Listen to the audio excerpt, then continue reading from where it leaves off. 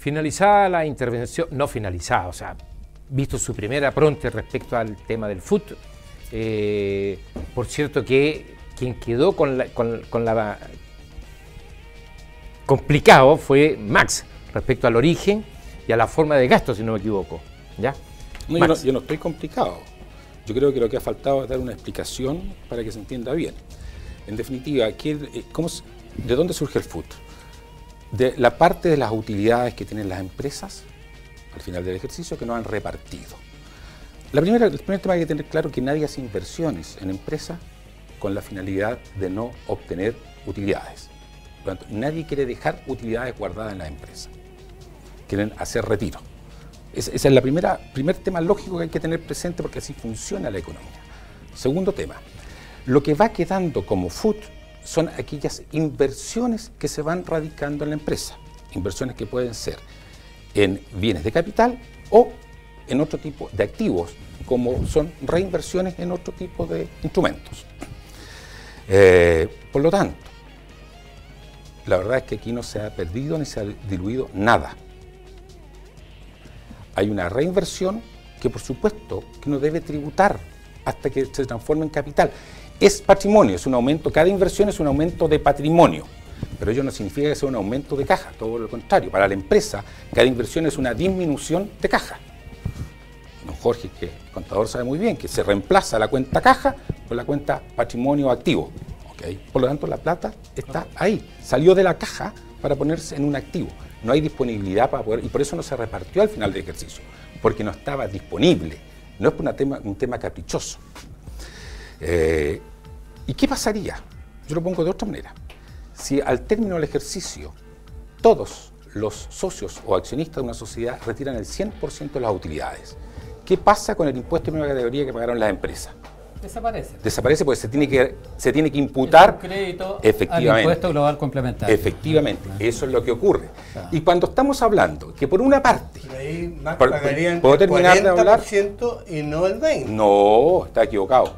Está absolutamente equivocado. La tasa, va como crédito el 20%. El nivel máximo, claro. No, el 25% que se propone va como crédito. Pero ojo, va como crédito contra un impuesto personal de los socios accionistas que hoy día es de 40% y se quiere rebajar a 35%. Por lo tanto... 36 aquí. A 36, se quiere rebajar a 35. Ya. Y como se quiere rebajar a 35, lo que va a ocurrir en definitiva es que va a haber menos tributación. Por eso, este es un tema de que me parece que no está bien analizado y no está bien estudiado. Veamos una pequeña nota Tiene respecto mucho de a eslogan. una opinión de Alfredo Montillo y el senador Rossi. Y ahí retomamos, don Jorge. Perfecto. Creo que la reforma tributaria es una reforma integral, profunda, razonable, sustentable y justa, que eso es lo más importante. Yo no le tengo miedo de por sí a los impuestos, pero hay que ver cuáles son los impuestos que hacen que la economía siga creciendo como ha crecido en este país entre los 10 países mejores del mundo. Que 25% todavía es bajo. Los países de la OECD, porque nos gusta compararnos con la OECD, tienen más de 30%. Yo trabajo en la Corfo con pequeños y medianos empresarios. Pregúntenle a ellos qué es lo que opinan de que le suban los impuestos a sus empresas de un 20 o un 25%. Una aberración desde cualquier punto de vista. Es mentira. CONAPYME apoya justamente estas medidas porque las pymes están fuera de este aumento del impuesto. Educación gratuita. Si nosotros queremos avanzar justamente en una sociedad más igualitaria, tenemos que hacer pagar a los que más tienen más impuestos. Comencemos, don Jorge, a desentrañar este misterio. Continuaremos para después ir cerrando ya este bloque con Alejandro y con Max. No, yo quiero ratificar las expresiones que ha señalado Max, ¿no es cierto?, en el sentido de que ¿no?, las empresas finalmente, ¿no?, el famoso FUT, artículo 14 de la ley del impuesto a la renta, ¿no?, es la acumulación justamente de las utilidades, ¿no es cierto?, de las empresas, no retiradas. Cuando las retiras, tú debes pagar el impuesto personal, que es el impuesto global complementario. Adicional. Claro, entonces, ¿qué sucede? ¿No? Si tú tienes que pagar un impuesto global complementario, hablemos de una cantidad cualquiera, 30 millones de pesos, ¿no es cierto?, pero te queda ese 20% de la empresa, ¿no es cierto?, del retiro. Si el impuesto global complementario, que es un impuesto de tipo progresivo, a mayor ingreso más alta es la tasa del impuesto, ¿no? Indudablemente que vas a tener una cantidad a pagar superior, ¿no es cierto?, al que pagó el 20%, digamos, como empresa. Esto viene como crédito al impuesto y se paga la diferencia. Si todas las utilidades, ¿no es cierto?, que tienen las empresas fueran retiradas, ¿no es cierto?, la empresa no pagaría impuestos, porque todos esos valores, ¿no es cierto?, se van como crédito a ese impuesto personal, ¿no?, que es todo lo contrario que había antes. Antes, sencillamente, ¿no es cierto?, la empresa pagaba una cantidad determinada de impuestos y obligatoriamente iba a los globales complementarios de los socios, ¿no? Claro, y lógicamente que había digamos, un mayor valor, un mayor volumen, ¿no es cierto?, de impuestos al fisco. Pero ¿sí? ahí hay un elemento que hay que considerar, que el impuesto global complementario, a diferencia del adicional, es un impuesto proporcional. Por lo tanto, lo que paga sobre el 25% son ya tasas marginales, absolutamente marginal.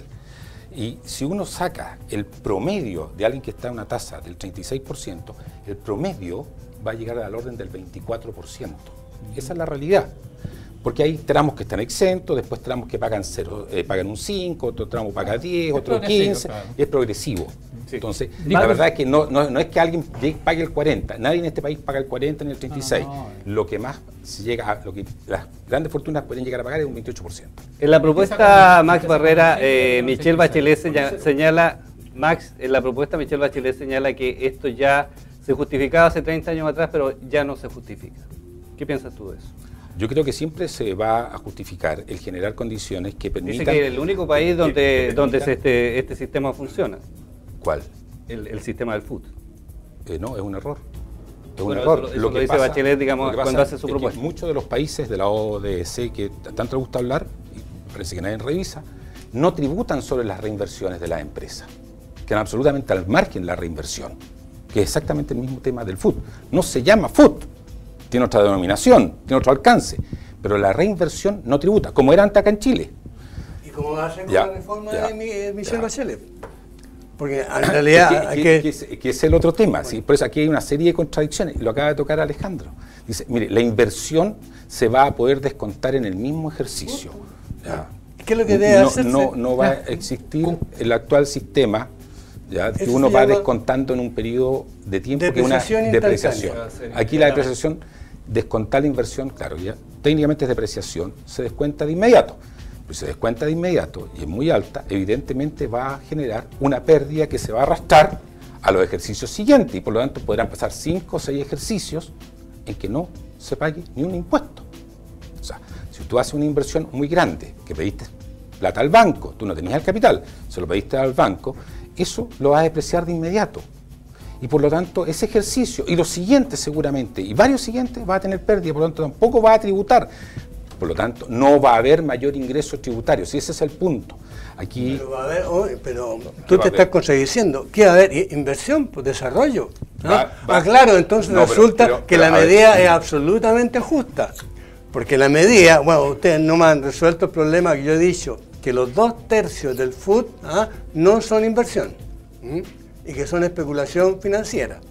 Y es una cosa que ya ha sido demostrada. Y por esa razón que la reforma tributaria de Michelle Bachelet pretende conseguir 4.000 millones de dólares justamente a través del FUT.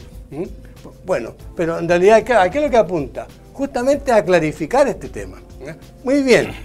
Para fomentar la inversión, y por esa razón que no tiene razón Montiglio, en absoluto, porque realmente la medida de la reforma es pro inversión, es pro desarrollo productivo, porque al final lo que se está diciendo es muy simple. Mire, de las utilidades que ustedes tienen, esa parte que van a reinvertir no paga impuestos, no va a pagar impuestos. Y por lo tanto eso va a significar un incentivo a la inversión. Ahora, lo que dice inclusive, digamos que el FUT se va a terminar en 4 años, o sea, va a ser absolutamente gradual, no va a ser una cosa de manera instantánea. No, el FUT se termina en 4 años. En 4 años. El actual acumulado va a seguir acumulado. A eso me refiero. Per século acumulado, no se va a tocar. No, y la depreciación instantánea también. Va a ser en 4 años. Por lo tanto, digamos, Jorge, yo creo que lo más importante, yo creo que más allá de los tecnicismos, digamos, contables, el tema de fondo es que aquí tienen que pagar más los que tienen más. Porque realmente, de acuerdo al actual sistema que nosotros tenemos, se ha ido creciendo, efectivamente el país ha crecido a una tasa significativa desde el punto de vista, digamos, de crecimiento económico, pero el nivel de desigualdad en el país ha sido extraordinariamente grande. Y eso es lo que la ciudadanía quiere, que haya, digamos, un cambio sustantivo. Y además, una razón muy importante para la reforma es justamente la reforma de la educación. Esos recursos son fundamentales para llegar a hacer un cambio cualitativo en la educación, que al final va a redundar en ¿qué? En mayor productividad, así es lo que están diciendo los empresarios. Necesitamos mejor obra, mejor calificada. Tenemos que invertir en educación. ¿Y de dónde van a salir los recursos? Tienen que salir de aquellos, digamos, que efectivamente tienen más recursos. Oye, pero por favor, perdón, Jorge, pero no usemos eslogan.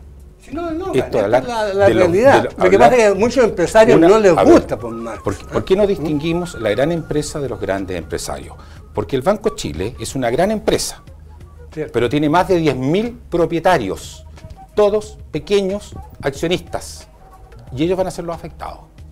Sofrisa tiene un gran socio, que es el Estado, pero el 30% está repartido en cientos de pequeños accionistas. Entonces estamos hablando de una gran empresa, pero no son pero los que están detrás. No estás contando la verdad. ¿Cómo que no estoy contando la verdad? No, porque te voy a decir una cosa. Además, o sea, digamos, no es verdad los números de accionistas que tiene el Banco Chile. Espérate. Además de la Corfo, en la Sofrisa están varias grandes compañías, digamos, de inversionistas de Santiago. Mira el número de accionistas que hay. Porque claro, a lo mejor un pedacito así, bueno, sí, ¿cómo se llama? El Nelson Mondaca es parte de eso, pero tendrá una acción o dos acciones, y podemos tener alguien que tenga, qué sé yo, no sé, 10.000 personas con media acción, cuando el 90% está o en el Estado respecto de Corfo o está en las compañías financieras. Entonces, la verdad de las cosas es que eso no cambia en absoluto, estamos hablando, porque pueden haber 5.000 accionistas, pero ¿quiénes controlan las grandes compañías? ¿Y esos 5.000 accionistas van a ser afectados o no? En cualquier empresa. Perdón, ¿y esos 5.000 accionistas? En cualquier empresa, te digo, puede haber cualquier cantidad de socios ese es el y tema. accionistas. Lo que pasa es que tú mezclas dos cosas que son diferentes. Porque tú mezclas toda una gran compañía que se compra una empresa gran busca tener el control de ella, y eso significa siempre tener más del 50%. Nos quedan 5 minutos jóvenes. Ya, don Jorge, usted quería eso también armonizar acá. Es un error. Eso no saber de empresa. Vamos a volver, pero vamos a tratar de que don Jorge sintetice el tema. La verdad de las cosas que todavía quiero hablar algo sobre el fútbol. Mira, la verdad, yo estoy muy de acuerdo con lo que ha hecho la presidenta Bachelet. Muy de acuerdo en lo que se refiere, digamos, no reemplazar eso. ¿Por qué? Si el problema que se va a crear ahí en un momento determinado son los fondos acumulados, ¿no es cierto?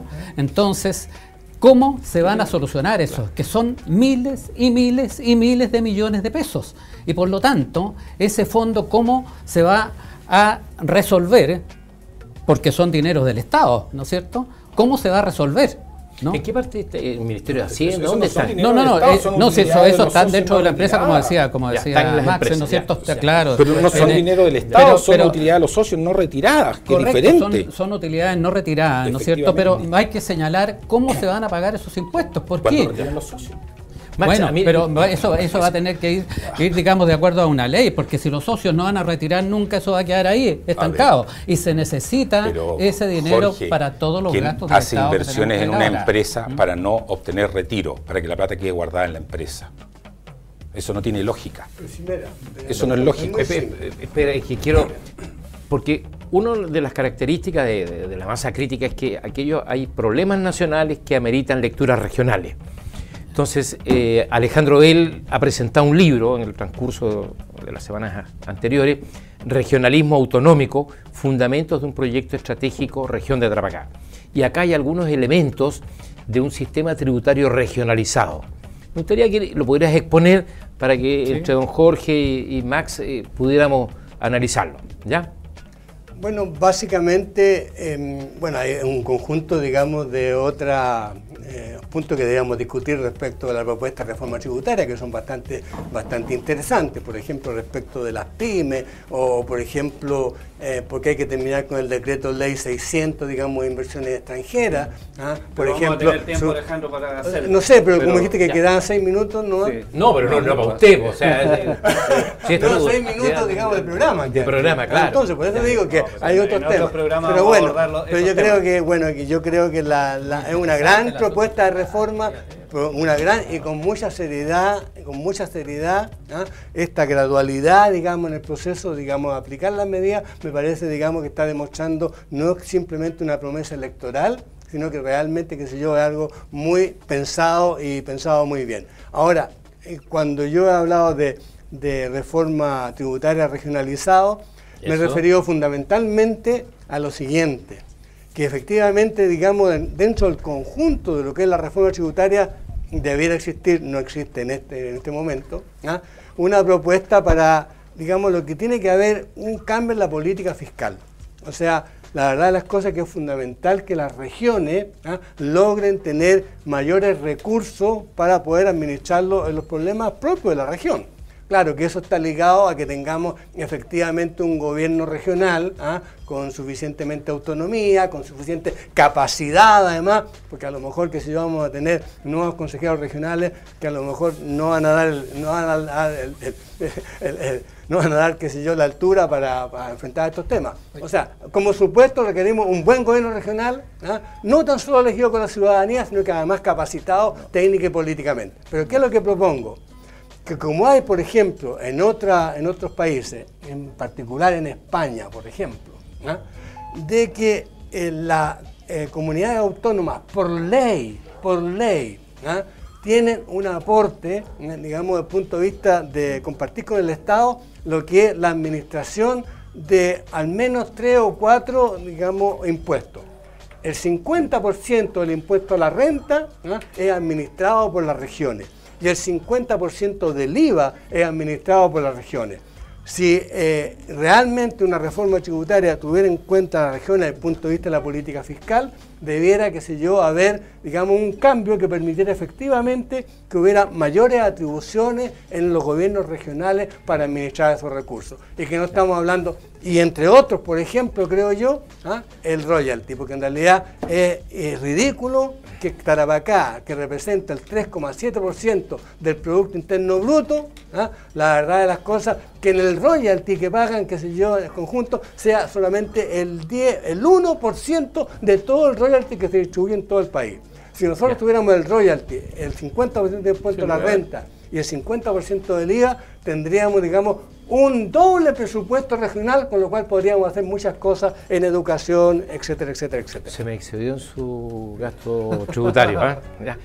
Breve, por favor, breve. No, sí, mira, no, también hemos hablado del food, ¿no es cierto?, que es muy interesante, muy importante, pero también, ¿no es cierto?, de dónde podemos sacar más recursos, digamos, para el Estado en un momento determinado. La elusión, ¿no? En la elusión se da tanta cantidad de dinero, de miles y miles de millones, ¿no es cierto?, que si nosotros metiéramos mano en ese asunto, no tendríamos quizás ni siquiera hacer reforma tributaria. Me pareció, ¿no? esa tesis. Esa es una situación. Por ejemplo, por decir el agro, ¿no? ¿Qué pasa con el agro? Uno puede declarar presunción de renta. Si yo tengo un predio que vale 100 millones de pesos, ¿no es cierto?, voy a declarar una presunción de renta del 10% si soy el dueño, un 4% si lo arriendo. Entonces, ¿qué pasa? ¿No es cierto? Voy a declarar el 10% sobre 100, sobre 10 millones de pesos, ¿no es cierto? Sí. El impuesto, el 20% sobre 10 millones. Sin embargo, yo puedo, ¿no es cierto?, sacarle un provecho a mi predio, ¿no es cierto?, de hasta 8.000 unidades tributarias mensuales, ¿no es cierto?, de venta. Que si consideramos la unidad tributaria que vale 42.000 y tanto, pero de 40.000, para hacerlo más fácil, ¿no es cierto?, tenemos 4 por 8, 32, 320 millones de pesos que yo puedo vender como agricultor, ¿no? Yo puedo vender, ¿no? El 20% de 320.000, imaginémonos un costo de 100.000, que es mucho para el agro, pero no importa, son 220 millones que habría que aplicarle el 20% y no el 20% a 10 millones. Max, ¿no? ¿alguna cosa Esa breve? es una de las situaciones. ¿Alguna cosa breve? Y hay más. Pero la propuesta de Michelle Bachelet establece la eliminación de la renta presunta, precisamente, por esa misma razón que ha argumentado usted. ¿Algún comentario breve? Claro, efectivamente. Pero breve, por favor. Muy, Si no, muy breve. Panel no vamos lo que pasa es que hay que saber que no solamente los agricultores pagan renta presunta. Sí, claro. El taxista paga renta presunta. El transporte terrestre de pasajeros y de carga paga renta presunta. Los dueños de los kioscos pagan, y de la feria pagan que es media UTM. Eso lo pagan efectivamente. Para todos ellos desaparecería. Para la gente que tiene puestos en la feria, para la gente que tiene kioscos, para los taxistas, para los vendedores ambulantes, todos los que pagan estos impuestos especiales, que son impuestos de renta presunta, van a terminar pagando el impuesto de 20 o 25% que se está hablando ahora. Vamos a ver una pausa y el tercer y último bloque viene, pero con Tuti.